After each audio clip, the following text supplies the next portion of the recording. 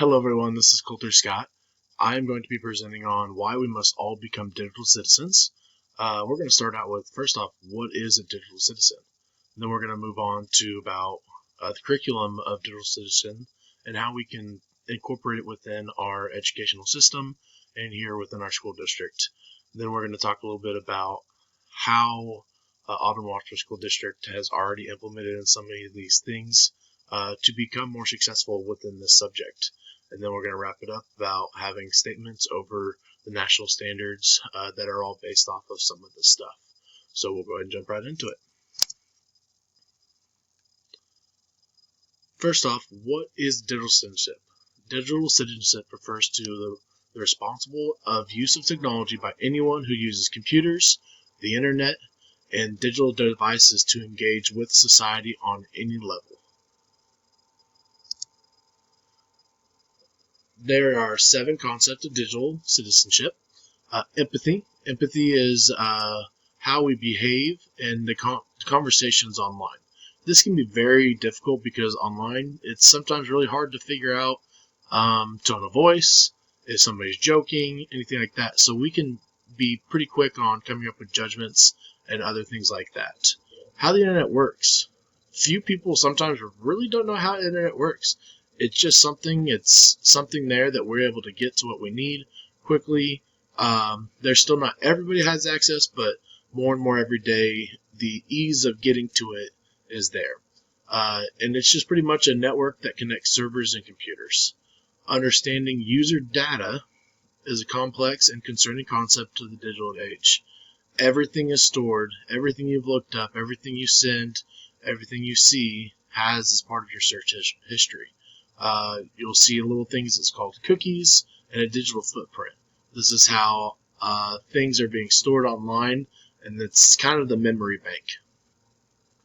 Practicing digital literacy is meaning and understanding the information that is online, and then also protecting yourself online and preventing cyberbullying.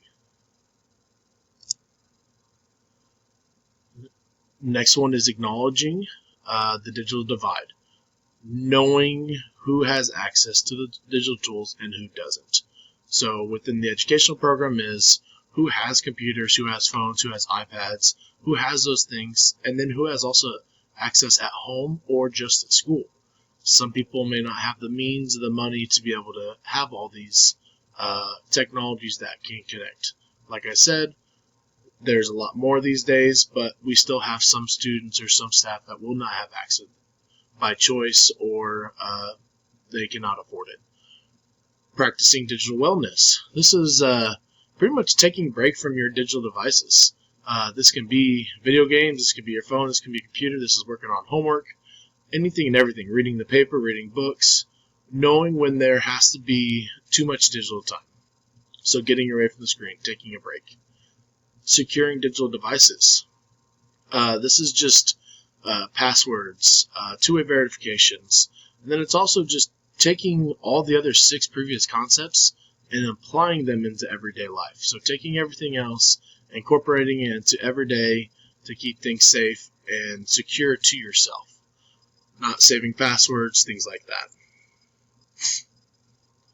Why should we teach the digital citizenship within our schools?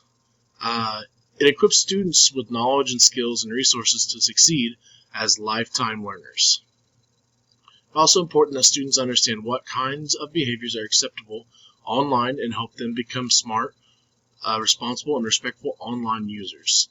And when to teach digital citizenship, you can create a positive school culture that supports safe and responsible technology use. Also, another reason why it creates informational literacy. So this is like, when you're typing in Google, all of a sudden thousands of things pull up. This will help us select which is the best for our students to use. We need to teach them where are the great online resources to go to, what are not, what are ads, what are going to give us the legit data that we need. Then we can also teach on cyberbullying prevention. This is another form of communication. There's all these social medias, there's chat sites, there's just email, anything like that. All that's out there, and there's still possibilities for people to be bullies, take people advantage of, all that. So this is a great time while we teach this, just being better people. Next would be just online safety. Just making sure everybody's staying safe and that we don't fall to scams, kind of knowing what we're looking for, which is just kind of like the other stuff as well. Digital responsibility, within the district, you're going to have to enforce rules. You're going to have to be strict on them. You're going to have to set guidelines, clear boundaries, and then if they're broken, they're going to have to be clear consequences of what the actions are.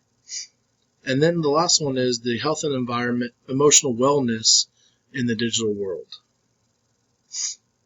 Everything is extended for physical and psychological issues that can come up to.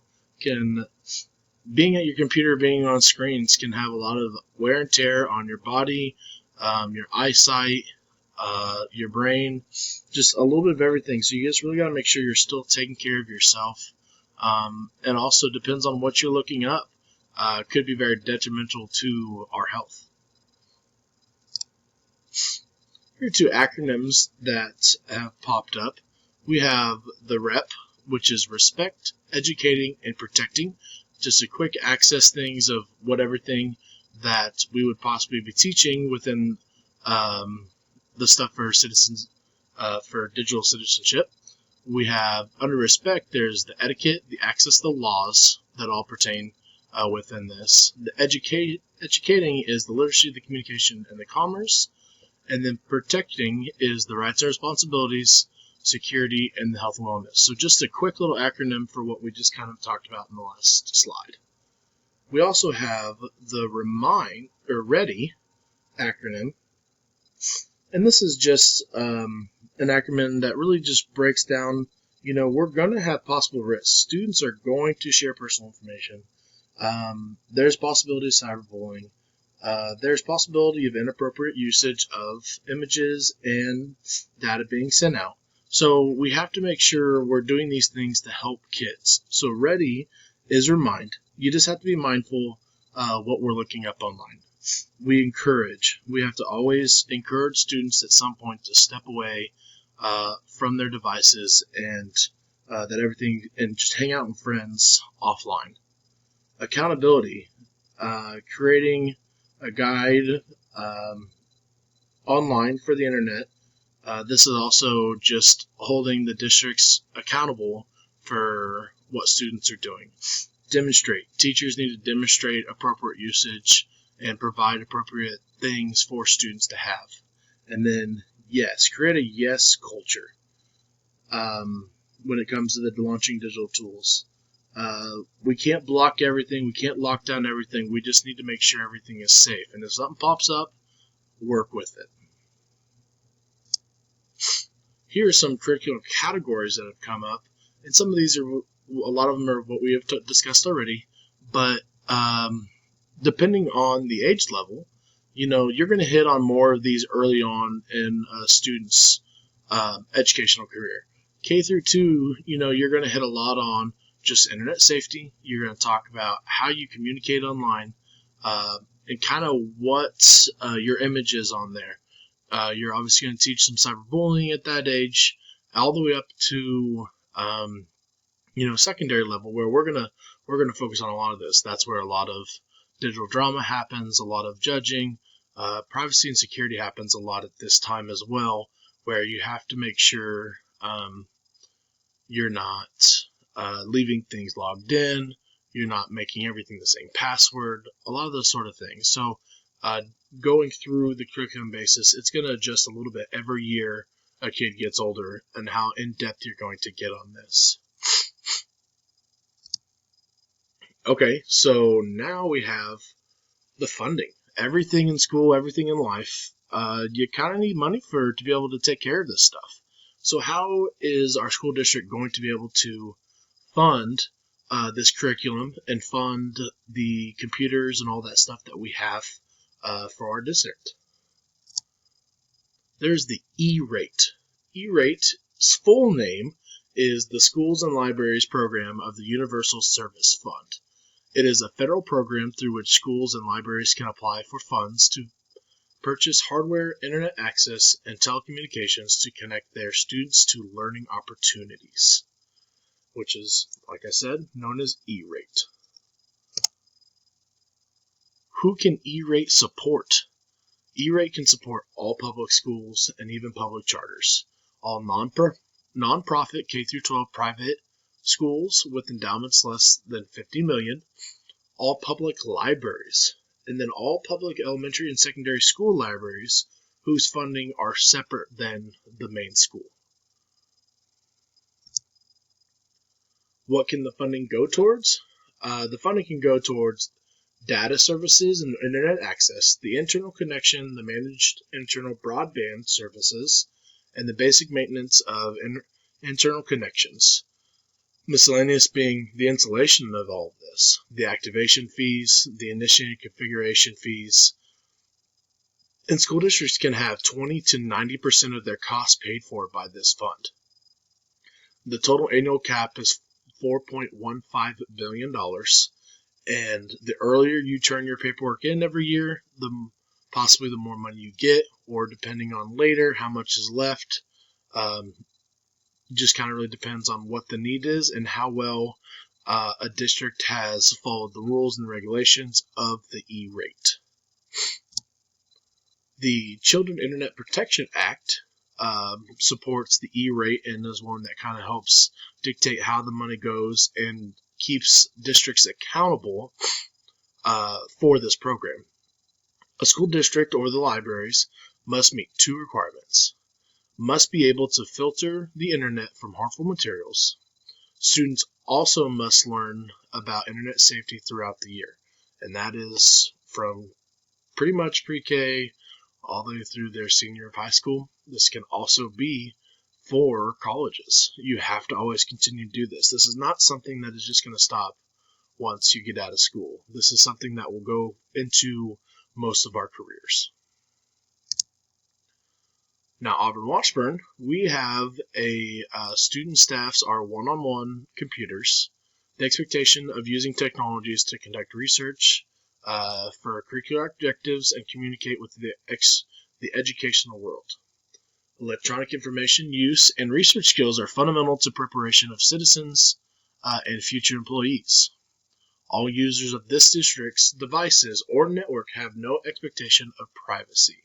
So this is just meaning if you're on the school grounds using this internet and or also using a district device, that the school district does have access to your device or within those things. So emails, chat streams, things like that, they are able to look at to make sure everything is safe and nobody is trying to break in. Going along with this is the Auburn-Washburn Protection. These are things that they have put into place to help our students, help our staff to be safe, and things that we're educating kids on. So the first, they have installed blocks and filters to networks to limit access by both minors and adults from obscene, inappropriate, and harmful materials. Then they can log all the activities of the users at the school and school activities. So it goes right along with what I had just discussed. We have educated students and staff on appropriate online behavior. Our primary schools do a lot of called STEM courses, where they have classes about once a week or once every couple weeks that go into more depth about how to use computers or devices, what's appropriate or not appropriate usage of them, where can we find the right information for educational purposes. And this is done by some teachers. This is done by our librarian staff, people that have studied this sort of thing. For staff, we have PD days that they're also to discuss some of this stuff more on a higher curricular level. So we are taking care of our students and staff in appropriate online behavior. Look out for unauthorized access or unlawful online activities. So hackers, people trying to break in, inappropriate emails, things like that. Excuse me. Prevent personal information of students and staff being accessed. So that's part of the protection of everything within our schools and FERPA, all that stuff is we have to keep this stuff locked down so people can't get to it. And also, Auburn-Washburn applies for the E-rate every year, so we comply with the CIPA regulations. National Standard Statements. For this assignment, we went into the National Standard Statement number 2.1. I thought this assignment correlated very much with this standard. This is something that really does need to be in everyday curriculum because it's not just something that we're using as kids, but it's going to be used into our adult life all the way through, and it's ever changing. It's getting smarter. People are getting smarter. Things are getting faster. So we have to stay on top of this stuff. It could become pretty dangerous at some point for people. So this assignment really does correlate to what we need to know as future leaders. The relevant statement is, this assignment really helped me understand what digitalization really is and the purpose of it. Obviously, I knew a lot of things. We have protocols in place. I know the do's and don'ts that we shouldn't go on to on computers. That's something that was taught at the really young age. Devices are more of a toy now at times than it was when growing up, but it's also still educational and can be a very useful tool. But this assignment also taught me a lot more about how to implement it and how it can really help the curriculum, how it can help students, and how it can help everybody become lifelong learners. In my reflection statement, I learned a lot from this module over digital citizenship. We use these devices every day, and everyone around us is too. As a future leader, we are going to have to deal with a ton of situations that involve these devices in a positive way and a negative way. So by having this assignment, it will assist me in how to implement, create, and follow through with a course or curriculum of this subject. Technology is in the hands of everyone and gives access to a ton of opportunities. Some use it the right way and others do not. I will keep tabs on a few of these articles and websites for the future when I really need to implement them to the masses. Here is my first page of references. I'd like to thank everybody for sitting down watching this presentation over why everybody needs to have a little bit and teach digital citizenship. Thank you.